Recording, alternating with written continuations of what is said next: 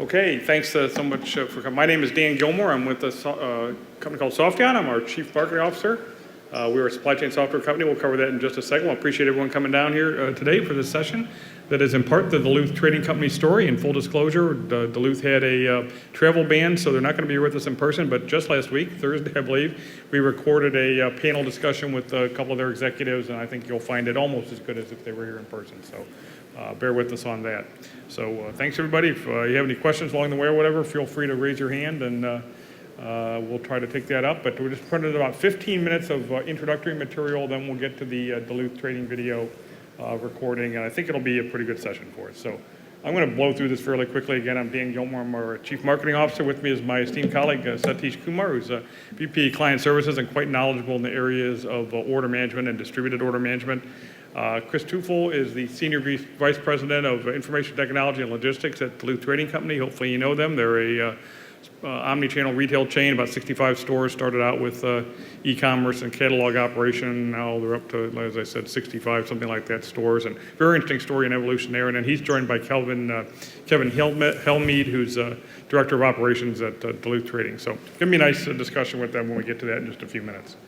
So I'm not going to go this in any length. This is Softion. We have a very broad suite of supply chain software products. Kind of started out with warehouse management systems back in 1999, 22, 23 years ago.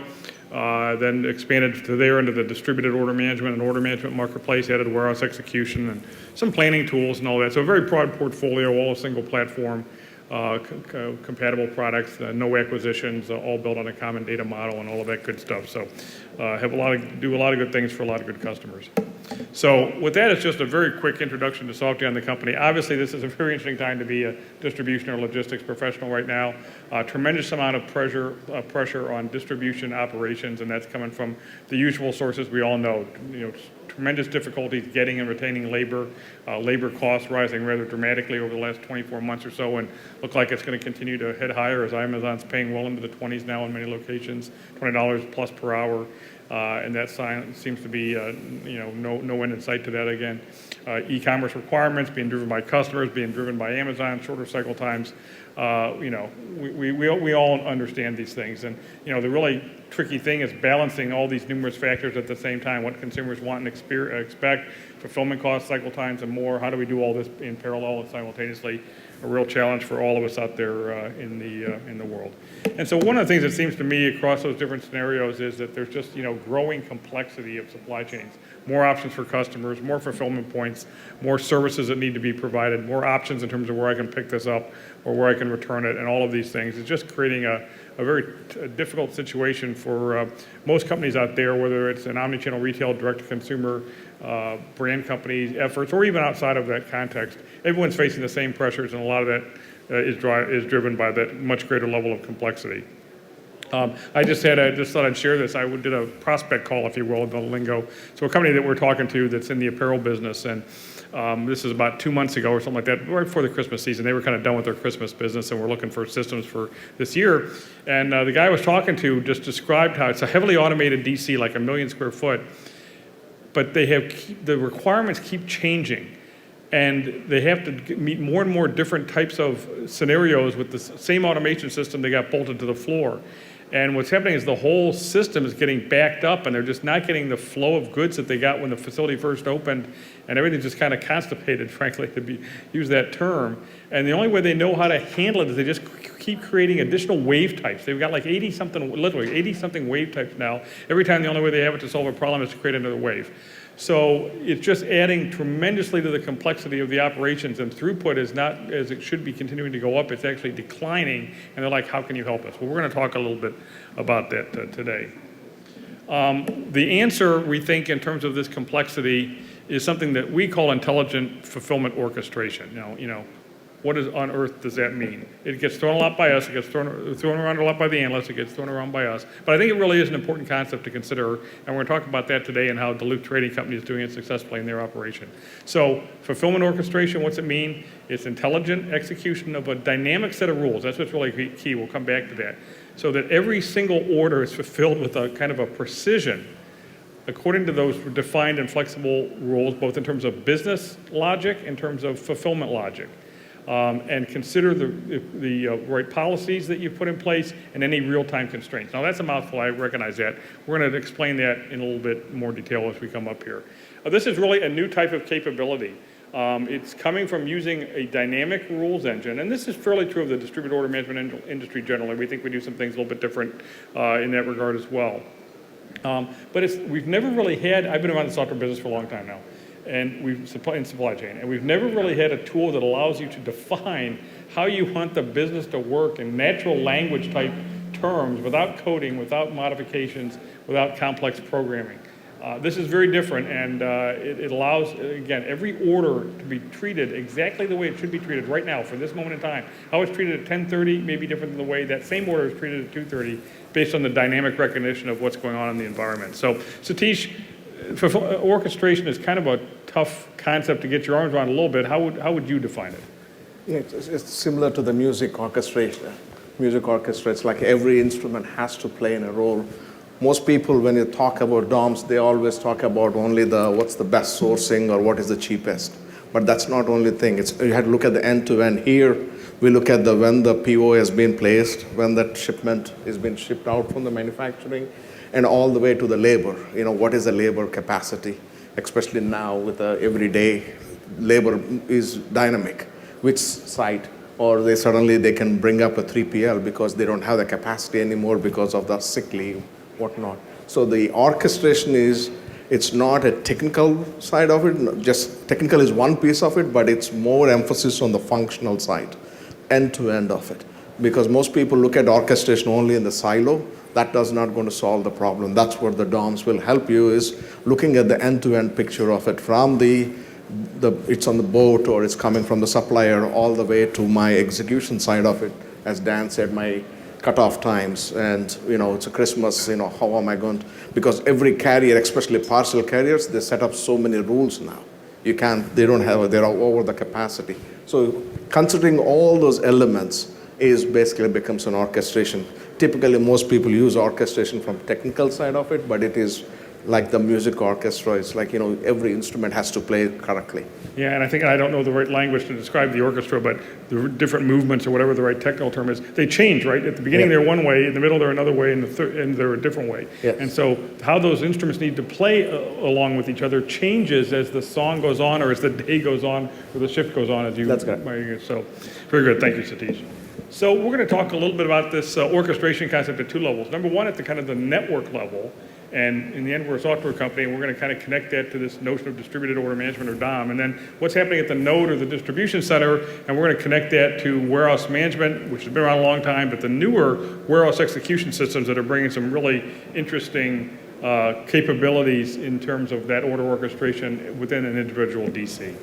So we're going to try to go through this fairly quickly so we can get to the Duluth video. But what does DOM do? We use this notion, both Satish and I like this notion of the Swiss Army knife, because it does a lot of different things. It allows you, as I said, to define and dynamically execute those, custom, those unique business rules, and to change those very flexibly over time. That's what the absolute key. We'll come back to that concept in just a second. It's going to provide you that real-time visibility and inventory anywhere it is across an extended network. Stores, your facilities, supplier facilities, customer facilities, channel partners, anywhere that inventory might be, you want to have that real-time visibility to it. To provide that orchestration, and at the network level, and by that we mean, where is the best place right now to get this order from, meeting all of those different constraints that might be out there in terms of capacity, cost, service, disruptions, anything that might be impacting what the best decision is right now about how to fulfill that order. Easily support all of the traditional e-commerce things, and everyone's kind of doing that these days, but the BOPUS and the curbside and store fulfillment returns, curbside pickup, vendor drop ship, all those kind of things. A lot of companies have built those one way or the other, but are they really the right long-term solution to how they've been constructed? Do they provide the flexibility and adaptability over time? Manage very complex order policies in terms of how back orders are handled, subscription businesses. We have several subscription-based companies, customers.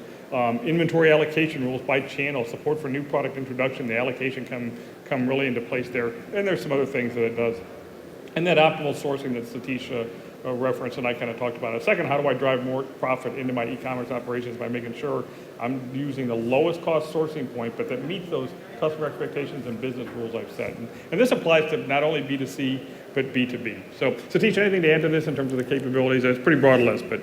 Yeah, I think the only thing other probably will add now is the carrier constraints. We never used to have a carrier constraints. Last 2+ years, at least parcel carrier constraints became more prevalent, at least in the e-commerce world. Yeah, very good. So we talked already about this lowest cost of sourcing point and the need to continue to improve profitability. Satish, you might want to just talk a little bit about this one, about, at a high level, how this rules engine works to deliver that optimal sourcing decision. Yeah, thanks, Dan. So the one you're seeing here is just purely the illustration purposes. It is not like a one funnel goes through the ERP or the order capture systems can be n number of it. We have so many clients which different Shopify or Magentos or Salesforce Commerce Cloud. It can come from different funnels, the order capture or manual uploads, even they still have a manual entry. Then basically it will come into the DOMS, and DOMS, based on where the source coming from, it can make the decision. There is a turnaround time, am I right? The turnaround time nowadays, because of that Amazon barometer, it's like 22 hours or 21 hours once the order hits their distribution center. So now everybody is striving for that. It obviously is going to cost. So once the order comes in, that's where the orchestration is, the fulfillment nodes. Whether it's your DC or it's your 3PL or it's your dropship vendor, it will identify, you can set up those rules. Some of those rules mentioned is, within the domestically, you can go with a postal code, 3-digit or 5-digit or a state code. You can define it. Some of those things we mentioned it. The key is from the orchestration purpose, it's always a balance, whether you want to customer experience or the cost. I can split the order, I can send from 3 different distribution centers, but my freight cost is going to be higher. So for that, DOMS will help you to manage balance the inventory to make sure that based on your patterns where your orders are coming from, so then you can balance the inventory to keep that specific sufficient inventory in each node based on your past history. So that's what basically some of the rules, you can set those things up within the sourcing rules. All right, thank you. So what are the benefits of DOM? We've kind of implied a lot what we're doing here, but I think one of the things that's certainly emerged to the top recently, Satish, is just the agility that DOM provides you to deal with the changing business environments, whether that's to do with COVID or lots of other things, and to be able to do that very flexibly and easily without, and sometimes in a matter of days, if not even hours. Maybe talk to that a little bit. Yeah, as I said, like everybody now, most of us know the curbside pickup. The curbside pickup doesn't exist 2-3 years back. That's nothing but a pickup in store, am I right? It's just the same as a pickup in store. Now you remove that, you curbside pickup and add an extra element to it, phone number or how to call when you're at the curbside. So that is the flexibility you will get that. People always say, oh, curbside pickup. I said, it's no different than the ship from pickup in store. Now nobody wants to go inside the store. You just enable that curbside pickup. So that we enabled that in 2019. For the Duluth, beginning of 2020. It's just changed some attributes. It's not like a 2-year project. Yeah, and there's lots of other examples of that. For example, like pop-up DCs would be another example. The other one is the pop-up DCs is more common now. Where basically, the pop-up store, similar to that pop-up DCs, people are opening depending on your industry busy season, between September or October to December, they'll open 10,000 square foot DC and they move top 100 SKUs or top 50 SKUs, depending on how in each region. That become more and more common now. Like a lot of places, Toys R Us bankrupt, the Toys R Us stores became a pop-up DCs in a lot of places because it's easier to enable because it's a node, am I right? From the system perspective, it's just one more node. And carriers will come, it doesn't matter for them.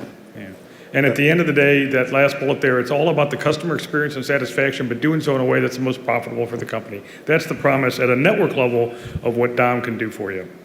So let's look at this at another level real quick here, just in terms of WMS and WES. What on earth is a warehouse execution system? It's something that's an extension of a WMS, but it can be deployed by itself.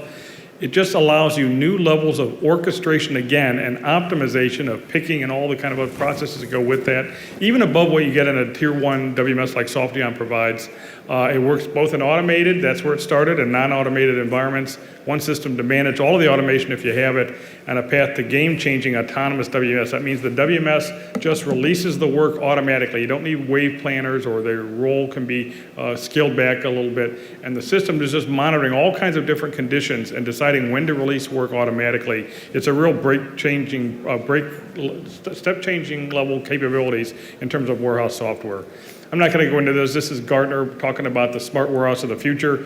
And you see on the right-hand side with WMS as the core, right around that is warehouse execution system and intelligence. I really think you could merge those into one thing. The WES is what's providing the intelligence in many cases. And I'll just note that UPS Supply Chain Solutions, one of our customers, in April of 2020 talked about their new smart warehouse of the future initiative, and it was going to be built on a backbone of Softeon, WMS, and WES. So just some kind of credibility there. Some of the things it does is very real-time granular visibility to any way you want to define a process. That could be piece picking as a whole. That could be each level of piece picking in a multi-level pick module type scenario. It doesn't matter what it is. You get this kind of visibility. And the key thing is it's not just visibility for the operators. The WES and WMS are using that same information to make these smart decisions that we're talking about there. We can do simulation, which is a kind of a form of orchestration where we plot out over the course of a shift what we expect the orders to be and then how that plays off against the resources. This is just kind of made up data, so the line doesn't really mean all that much, but it's just showing very easily there where the gap is between where you got the resources and where the demand is going to be over whatever period of time you want to look at it, the next 4 hours, the next 8 hours, the whole day.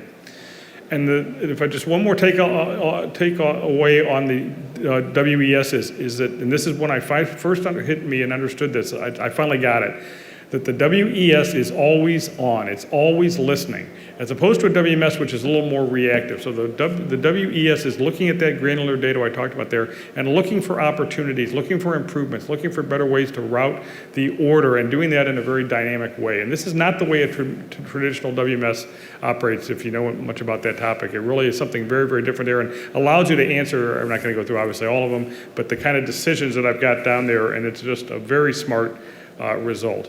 Again, it uses a very dynamic rules engine that's going to allow you to configure, how you want things to operate. It's going to say if the FedEx truck is leaving at 4 o'clock in the afternoon and it takes me so long to transmit or to pick, transport, and pack an order, this is when I have to release that work to make sure it gets on that truck without the chaos that happens in so many operations when that isn't automated like that.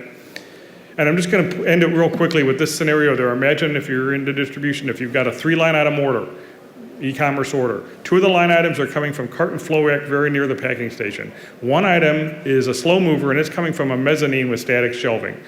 And let's just say it's going to take 25% longer to pick and transport that mezzanine pick as it is the 2 other picks. And this isn't a put wall scenario, excuse me, I should have said that. This isn't a put wall scenario, if you're familiar with put walls. So what happens? If you don't do anything, the picks from the cart and flow rack are going to show up very early, and then they're going to sit there and wait for that 3rd line item coming from the mezzanine to show up. And what happens? You've tied up that cubby hole for all that time, 30, 40 minutes, or whatever it happens to be. Whereas the smart WES can understand that and release, in effect, if you will, that 1 line item order 25% earlier. And then, after some buffer time, as we've just indicated there, now it's going to release those 2 picks from the cart and flow rack that are closer. They're going to marry up to the put wall and get there at about the same time, allow you to turn that cubby hole in 5 or 10 minutes or what happens to be, not that longer wait. And that's the entire key to put wall operations, is timely turnover of that cubby holes. So hopefully that, in a rather rough fashion, I admit, but gives you some sense of what a WS can do in terms of its role of order orchestration at a DC level or a node level. Oh, just as a note, I don't have it with me, we wrote a thing, Satish and I, called the Little Book of Distributed Order Management. If you want to copy that, come by our booth 4663. We can either scan you and mail you one, or you can take one away with you if you want. I think you'll find it 60, 70 pages that do a pretty good job of explaining what's going on with DOM. So with that, I think we're going to move to the video.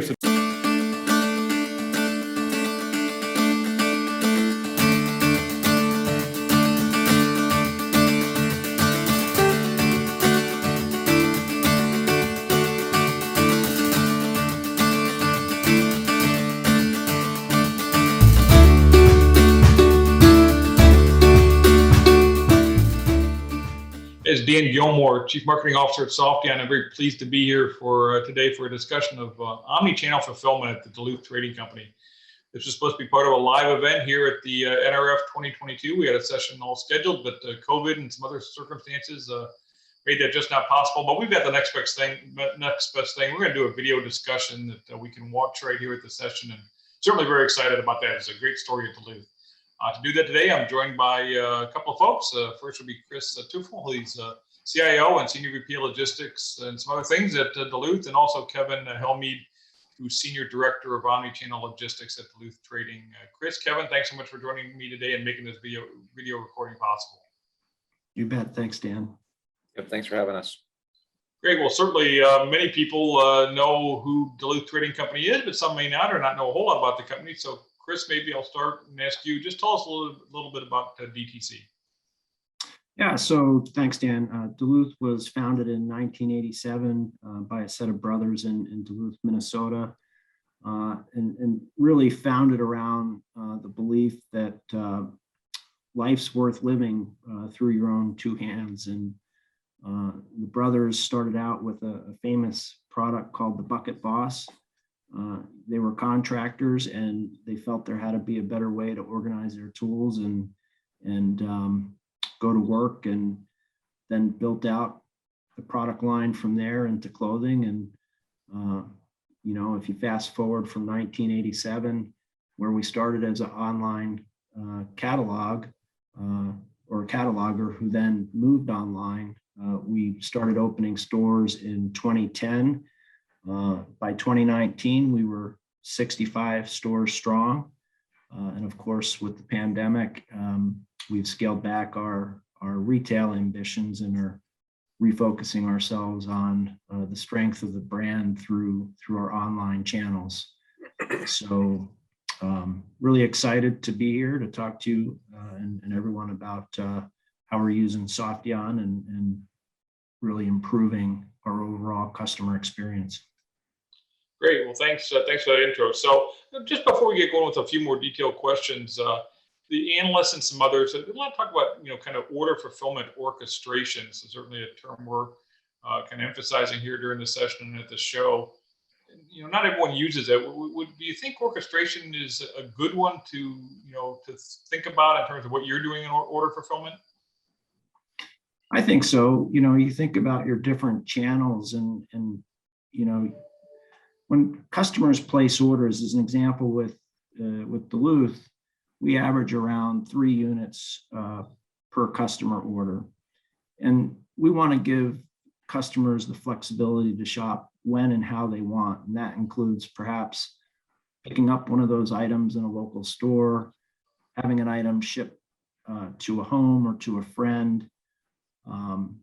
And then internally, we might want the ability to fulfill that item from another store. And so when I think about orchestration, Dan, it's really how do you serve the customer and meet them at the point of engagement with the products that they want when they want.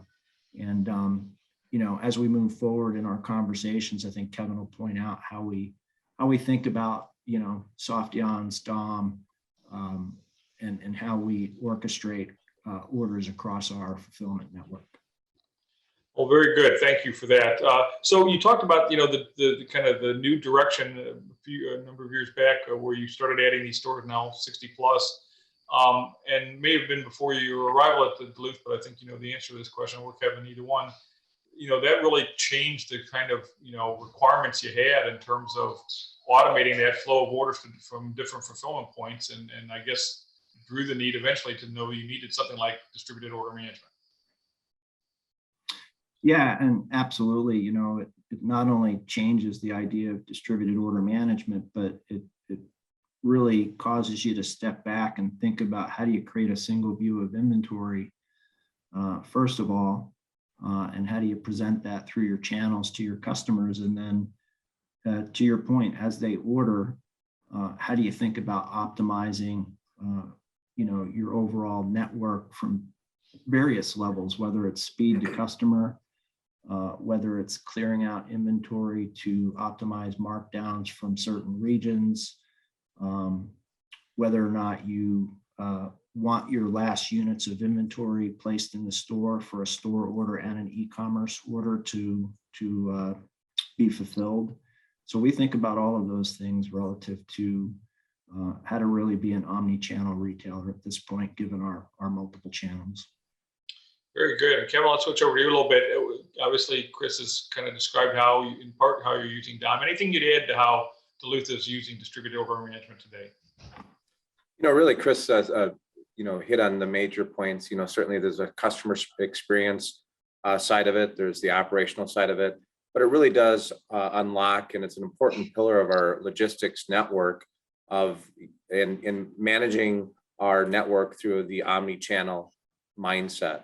Whether that's balancing our workloads between our fulfillment centers, and then also, as Chris mentioned, our retail stores. It unlocks a lot of capability from an inventory standpoint, where we may have ship to zero, where we can fulfill those last orders that are in the retail stores and no longer in the fulfillment centers. It impacts our clearance strategy. So it really does enhance the logistics network and how we can manage our not only our inventory, but our labor, and again, manage that and improve that customer experience. Very good. When I first got to understand distributed order management a few years ago, I was just kind of amazed at, the ability of a dynamic rules engine to really, execute, define, business and fulfillment strategies in a way that I just don't think you can do with any other supply chain application I'm aware of. And so the management of those rules, both initially and over time, to provide agility is so important, I think, and fundamental really to the DOM value proposition. How does that work at Duluth, using and managing the rules? Yeah, there's the components that are pretty straightforward, as you would recognize. As we have our network and our fulfillment centers, you certainly want to look at fulfilling, again, from that customer experience, geographically the best customer experience, and getting those orders to the customer. So certainly that's a big important part of how we're managing and distributing our orders. But again, as I mentioned earlier, there's other components that you can layer in: clearance strategy, ship to zero, labor management. All of those things wrap into how we make the business rules work and within the DOM system, so that, again, we're being efficient as possible while servicing the customer. Very good. Just to get everyone on the same page, when you talk about a ship to zero policy or strategy, just describe maybe real quickly what that entails.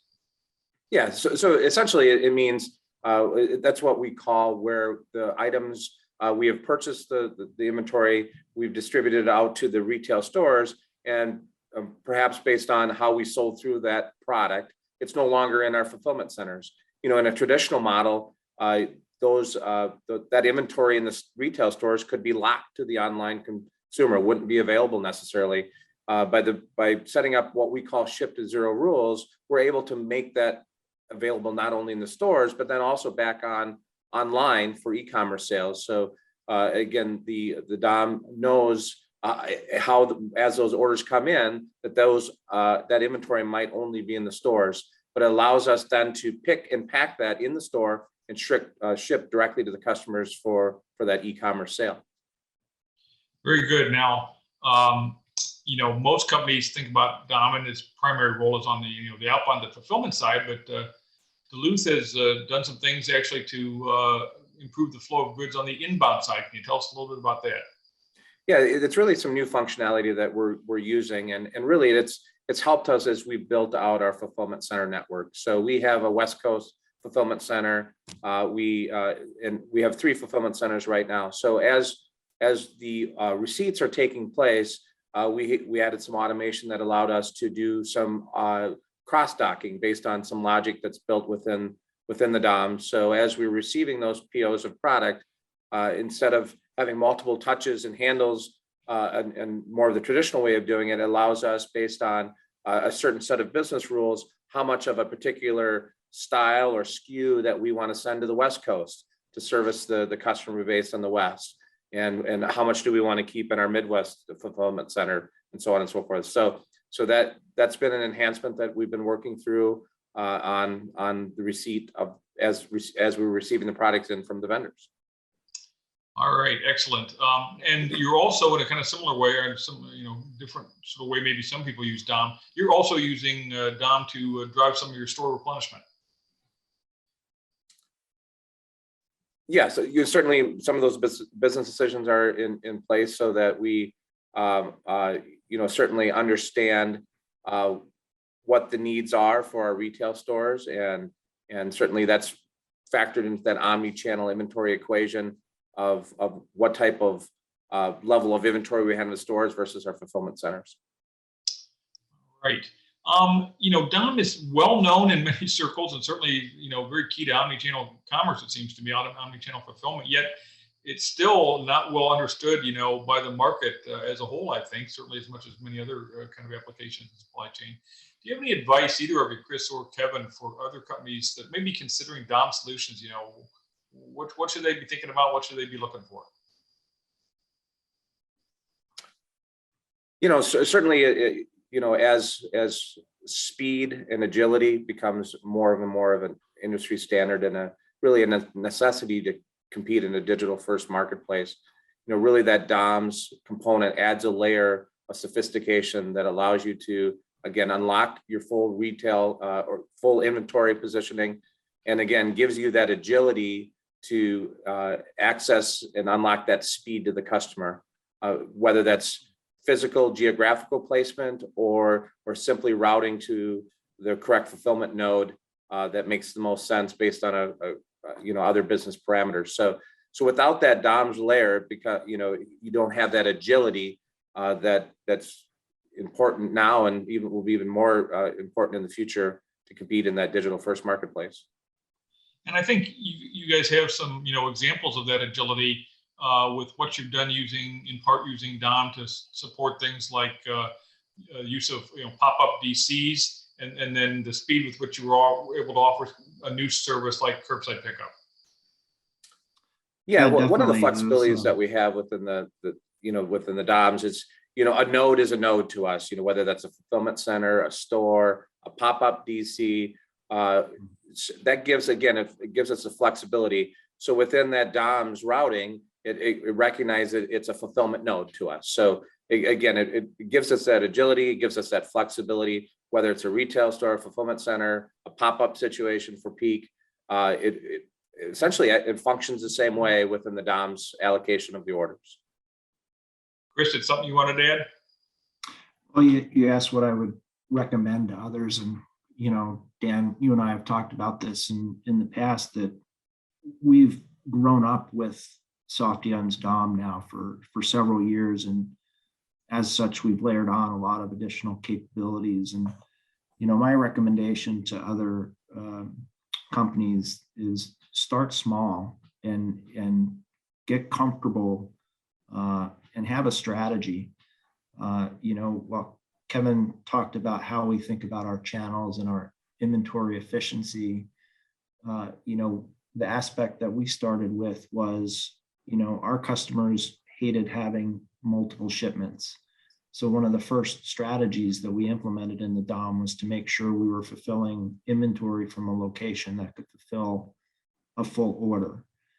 As speed started to become more important to our customers, then we said, okay, let's layer in, ship in full and geography.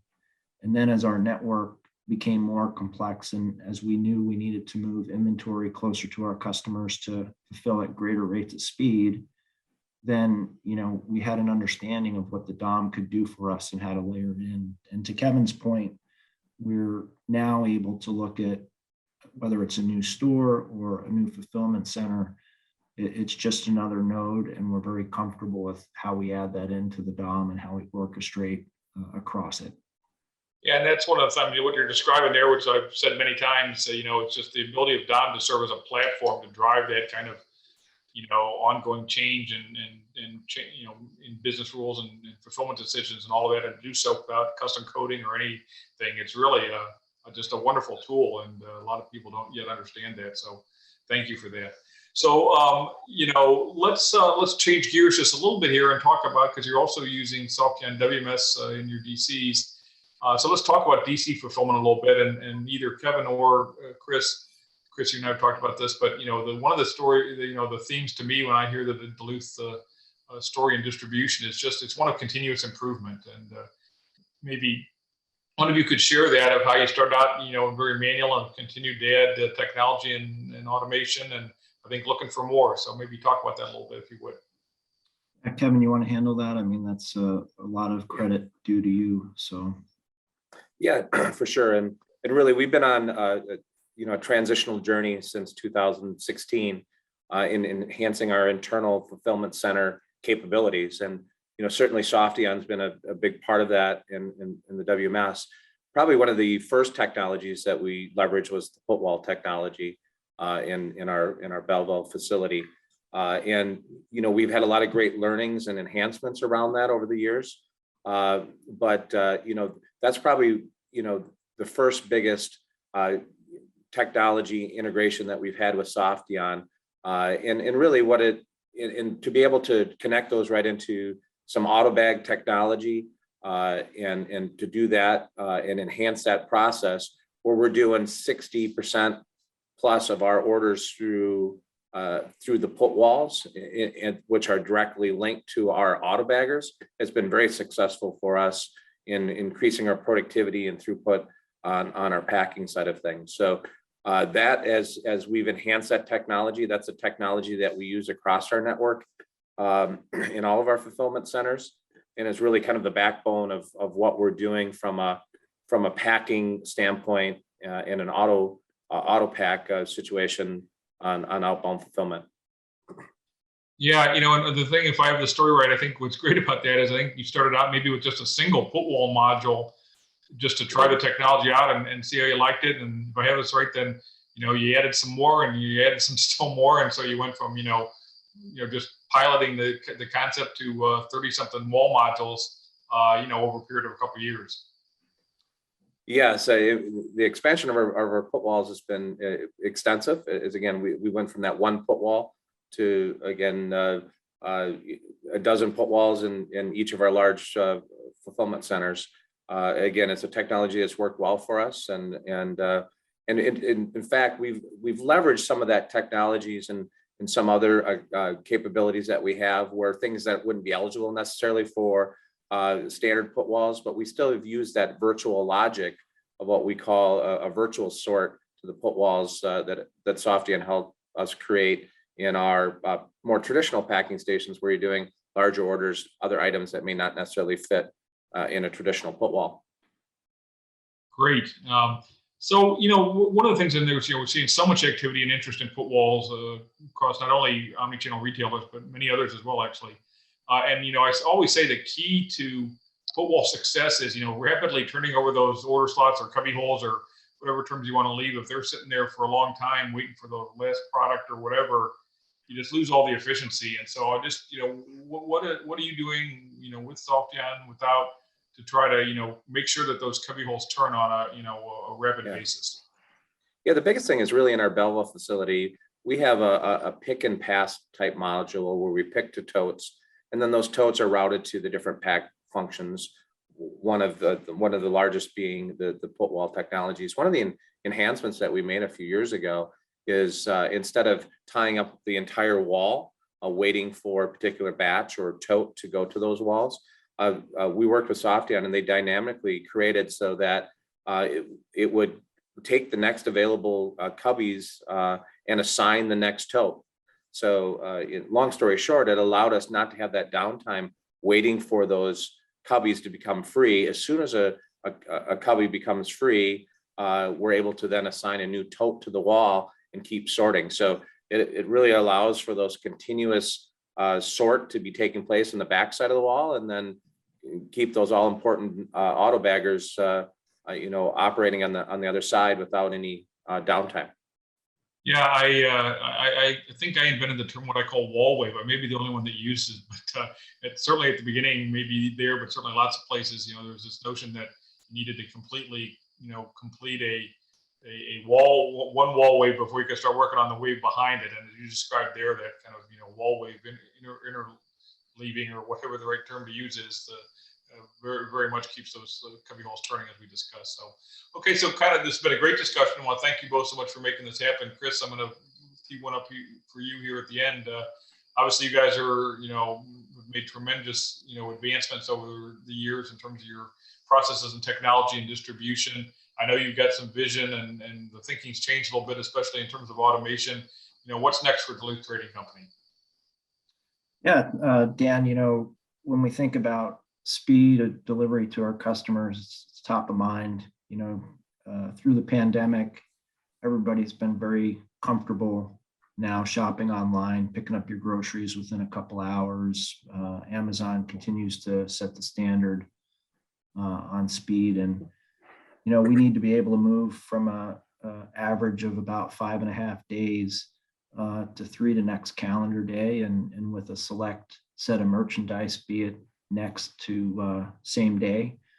And so we're analyzing our overall use of inventory and our network, and we know that we're well represented in the West and Midwest, but for us, our Eastern customers are underserved at the moment in terms of speed of delivery. So we're looking at moving into the Eastern area with a new DC, and investigating in more modern forms of automation, with whether it's auto store, pouch sorters, pack outletting automation, things of that nature. So really trying to advance on the topic of just speed and efficiency. Another topic top of mind for all of us is just the availability of labor and how many people it takes to operate a distribution center. And so, Kevin and I spend a lot of time focusing on not just enabling automation for efficiency, but how do we reduce the reliance on the number of individuals that we need within the distribution center. So that's really the context switch for us, is not having to hire 1,000 people to get through our peak season. Yeah, it's certainly a different world right now in terms of the labor situation, as you indicated there, and the interest in automation. And obviously, look forward to continuing to work with you to make that happen. And tell you what, this has been a fantastic discussion, Chris. Kevin, thank you so much for allowing this to happen so we could do the presentation on what you're doing here at NRF 2022. Thank you again so much, and look forward to maybe doing it live at NRF for one of the next couple of years. So thanks again. A pleasure to have you join me today. Thanks, Dan. Thank you.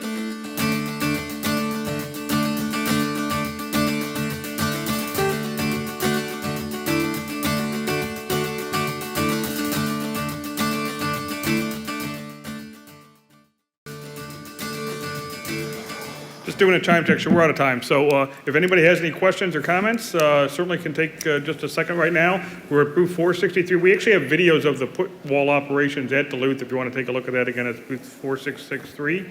Any comments or questions that we can wrap up with here today? Okay, well, thank you very much for joining us. And again, stop by and see us if you want to. Thanks so much.